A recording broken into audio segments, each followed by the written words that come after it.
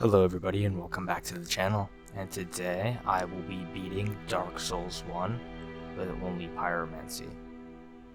This includes all Pyromancies in the game, the Pyromancy Flame melee itself, and then just fists, because on certain bosses you just need to punch them to progress, but I didn't, that's all I used. And I wasn't able to recover the footage for Manus in this playthrough because I lost it at some point.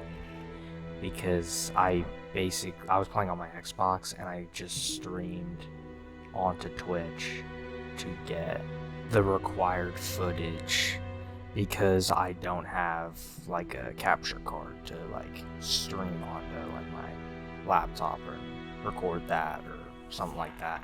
That's the only way I could get it. So from now on, I'll be playing all of them on my computer, so I can actually just record the whole time, and that'll make sure I don't lose anything unless just it gets corrupted. But yep, let's just get started. After not spending a whole lot of time in character creation, I got straight into the Undead Asylum, where every single run starts, where I had to go run and get my Pyromancy Flame before I could take on the Asylum Demon to leave. After running past the Asylum Demon for the first time, I ran up and got my Estus Flask from whatever this dude's name that's sitting here, and continued through the Undead Asylum. Once I had my Pyromancy Flame, I was ready to take on the Asylum Demon. Unfortunately, I was unable to do a diving attack, which is alright because I kill him with 6 fireballs. After getting carried away by the big bird, we end up in Firelink Shrine, where I proceed to kind of just run around for a while because at this point I haven't played Dark Souls 1 in quite a while, so I was kind of just trying to remember where I needed to be. So because I'm some sort of sociopath, I went down into the catacombs to start. I cut out everything getting to Pinwheel because I literally died for like 2 hours trying to get here on a base character. Like, it was bad, because I was just doing random things. Like, it was really bad. Like, this is the only thing productive I did in like the first 4 hours of footage. But you know, this was bad, and I even got, I didn't even know there was an NPC summon. I literally got Paladin Leroy to 2-shot the boss for me. Look at that health chunk. He literally destroys that guy. But that's the first boss I tackled after the Asylum Demon. And then I wore that mask for the rest of the game because it has extra HP.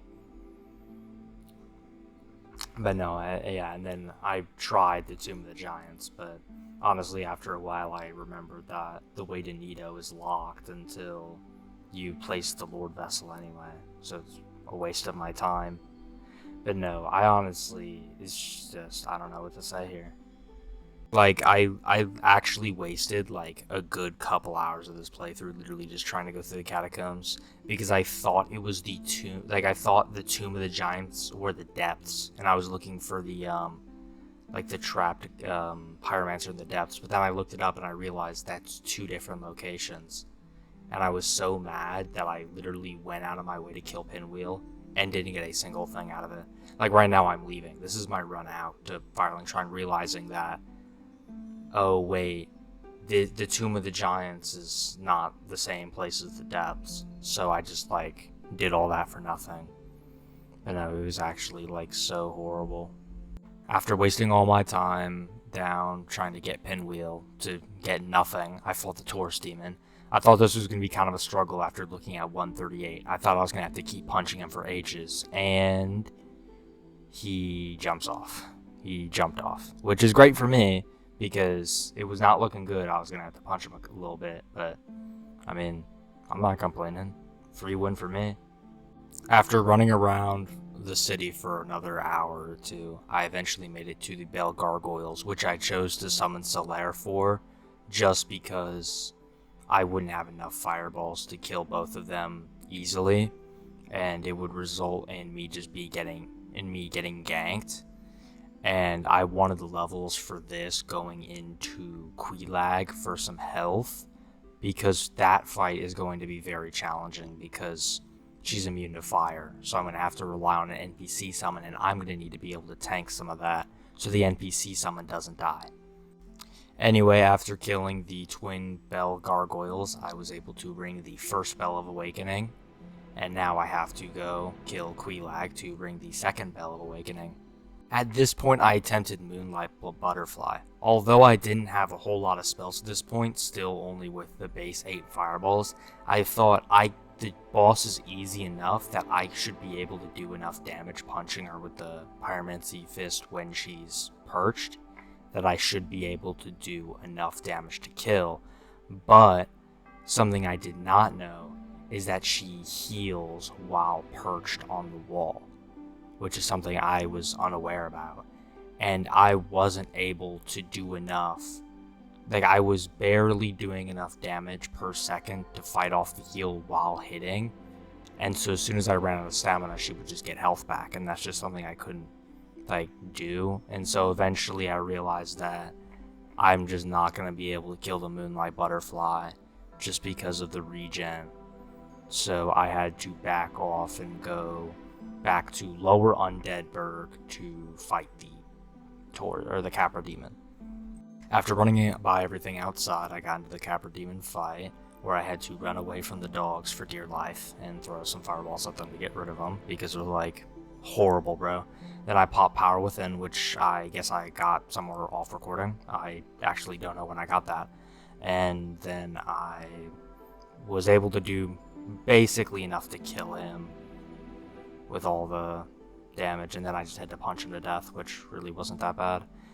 I was able to get him on the ground for a little bit by making him drop, hit him twice, and then climb back up, because he's kind of just on the ground for a minute. So I literally just repeated that, or I just dropped down on his head, stun him a little bit, and then hit him with my hand. But yeah, no, this took a little bit after I ran out of fireballs. Honestly, if I was able to kill both the dogs with one fireball, I probably could have beaten this guy without having to do any punching, but unfortunately I was unable to do that. So yeah, I will play out the rest of the fight, but it's not very spectacular.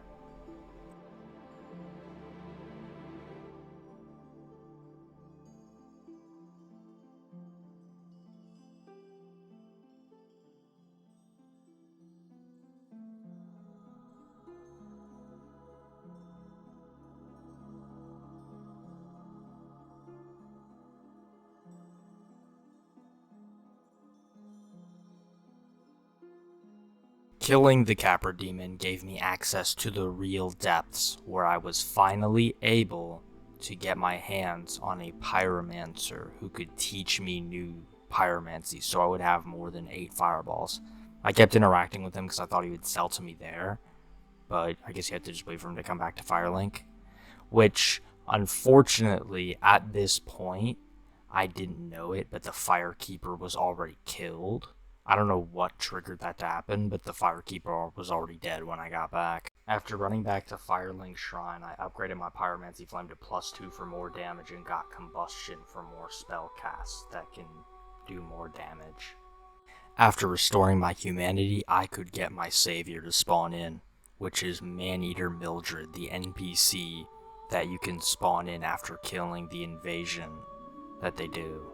You can spawn them in for Quelaag. So I had to bait them on the elevator. It took a while, but as soon as they're on the elevator, you literally just go back down and then they'll fall off. And then now you can use the souls. I use the souls to buy a couple of spells in preparation for later bosses, but now you can summon her for the Quelaag fight. Speaking of Quelaag, here is her boss.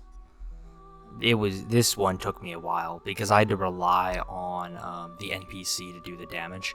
If you're trying to replicate this run, always keep the boss facing towards you and not the NPC, so when it spits out magma, it's not in the NPC's area, because the NPC will just stand in magma and not do anything about it. So you really do have to be careful about where she can throw up magma, because that's the NPC's biggest enemy. But honestly, if you just get the right RNG with not having her spray magma everywhere, this boss isn't too bad.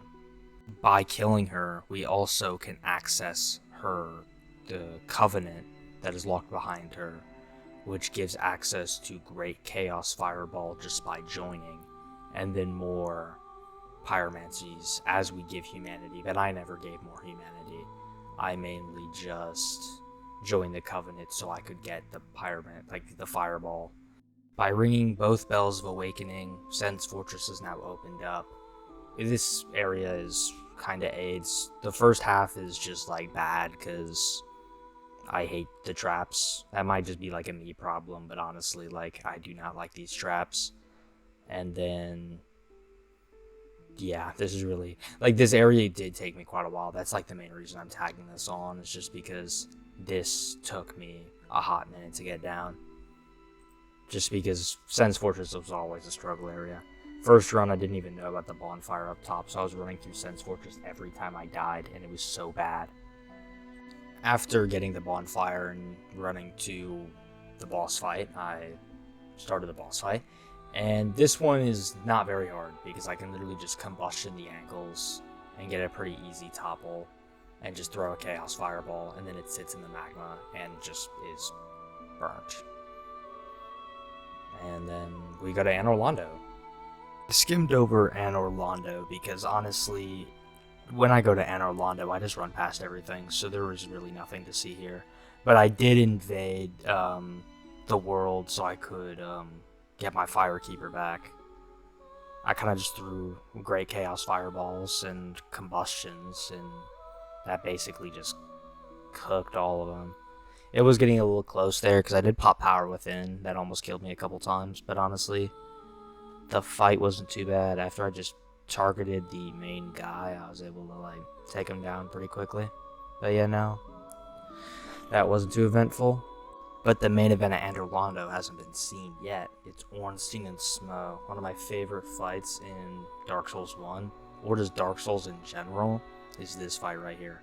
Ornstein's just a kind of a pushover there. Like 3-4 Chaos Fireballs, he's just cooked, which is insane. And so I just chose him as my first target because honestly, I don't even think I've ever done second phase Ornstein before. Actually, I think I might have on my first run, but I think other than that, I've always just done Super Smough because I find his attacks easier to dodge, especially because you can kind of just get him stuck on a pillar the whole time. And as soon as he's stuck on a pillar, I mean, you really can't do a whole lot because he'll just keep charging into it, and because I have range. The most annoying part, though, is while I tried to do some range, he would stick his hammer in my face, and I wouldn't be able to like shoot around his hammer. My fireball would just like hit his hammer and not do any damage to him. So that was kind of annoying. But honestly, it really wasn't that bad because his attacks this challenge run is really not that bad. Like, this challenge run is kind of easy. That's why I'm kind of just like going boss to boss, because there isn't really challenge in between. It's basically I could just run past everything, and because it's Dark Souls 1, that works. I could just run back. Like, if I do this on another game, I don't know if I'll do this exact challenge in another game, but I might do something very similar, like sorceries only, or something like that. But I mean, yeah, they both go down. It's really not that difficult as soon as it's just one of them, but yeah, not a lot to say. Ceaseless Discharge did not stand a chance against my fist. Yeah, as I said previously, this is the second and I'm pretty sure final boss that I use my fist on at all. Everything else is done with my Pyromancy Flame, just because this guy's completely immune to fire, but I can just get him to drop off the cliff anyway. So it's really not that bad. But after this is arguably the hardest boss of the run. Demon Fire Sage. Okay, so he wasn't the hardest boss, alright? But I struggled with Demon Fire Sage quite a lot, just because with how small his arena is. Just look at how that opening was. I got caught in an explosion, like I got chain exploded 3 times, and there's nothing you could do about it, because if he's like just backed against the wall, you just can't do anything. because the room is so small that the explosion covers everything. Like, you just have to find a way behind him. And if he's backed against a wall, you just can't do that. So it's just a free hit for him. But he's not fire resistant, surprisingly. This next boss is. But that next boss will just be cheesed. Because you can just get him to run through the wall if you bait his grab. Which is what we will be doing.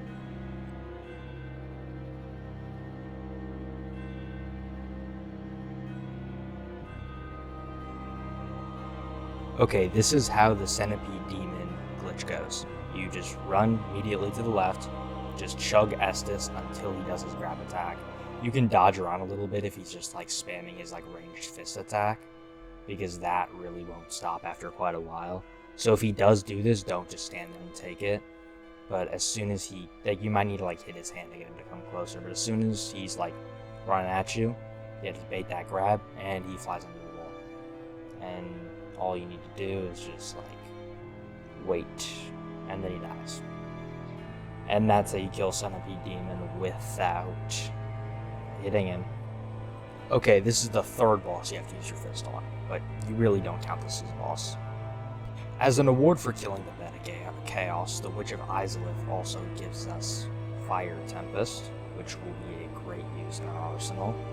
Once again, skipped the run through the catacombs because nobody wants to watch that. But now we're at Nito. Nito was kind of a struggle because I just got jumped by skeletons most of the time. But honestly, just after a couple of like horrible run backs, like I honestly spend more time running back. And then also I just hate that you have to like you have to lose like a guaranteed third of your health on that drop down into his arena. So you're just already low health, so you want to pop Estus, but you just can't because he just uses his sword attack. That's what happened in most runs. But this run, squeaked by. But that took Nito down. Now it's time to spin back to Moonlight Butterfly after making me wait because you have a regen mechanic. This boss is just a joke at this point. I like take him down in like 5 hits. It's like insane how easy he is now. And then I ran by and got Great Wolf Sith out the way because I mean he's kind of easy. Like I mean he's a little tanky, but his attacks are not too shabby. They're not too bad. You can get by him pretty easily. But yeah, this is a very uneventful fight. Yeah, that's just how it goes. There's really nothing that he could have done. After that fight, I decided to enter the DLC. I, once again, just kind of skimmed over the prerequisites because, you know, if you're watching this video, I imagine you know. Like, I imagine you're just here for the bosses. Because, I mean, the runs are not very eventful, just so you don't feel left out. But yeah, no, once again, Sanctuary Guardian's kind of a pushover. With a range, it really can't do a whole lot. Like, just dodge the lightning strikes and just make sure it can't hit you. It's really not that bad. Like, yeah.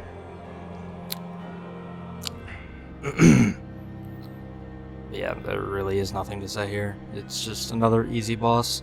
Now comes Artorias. Now, my strategy for Artorias was honestly just to get Fire Tempest off with Power Within, take out some of his health. I just like, yeah, look, I had Havel's armor on, and I just tried to tank through everything. Like, look. Like, this is how I took him out. I just, like, sheer force. Just showing how strong Pyromancy is. It's like I literally just backed away, healed, and as soon as I had an opening, I just threw fireballs at him until he died. Like, this run was very easy. I honestly kind of regret doing it, because it's just, like, everything gets pushed over. Now, I don't have any manas, so I'm just going to cut the, I'm probably about to just cut this off here. But, the DLC for this run, I definitely, there's no question about it that I could have killed Manus. Like, I had the firepower to. So you just gotta believe that, like, I actually did it. But, I mean, yeah.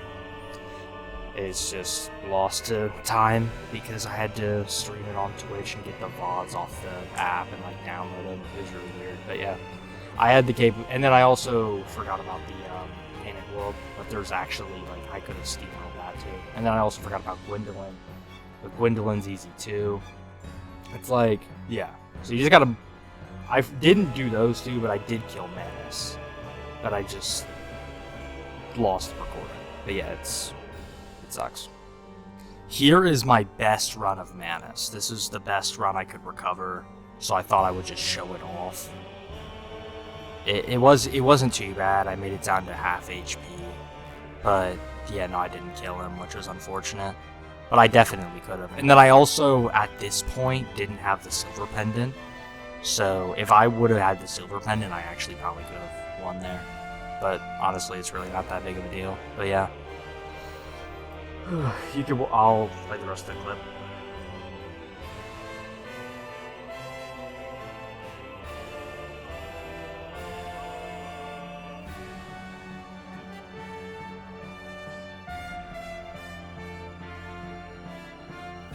After running through the hellhole that is the Grand Archives, I finally made it to Seath the Scaleless. This boss was kind of a pushover. Kind of just Fire Tempest did most of the work.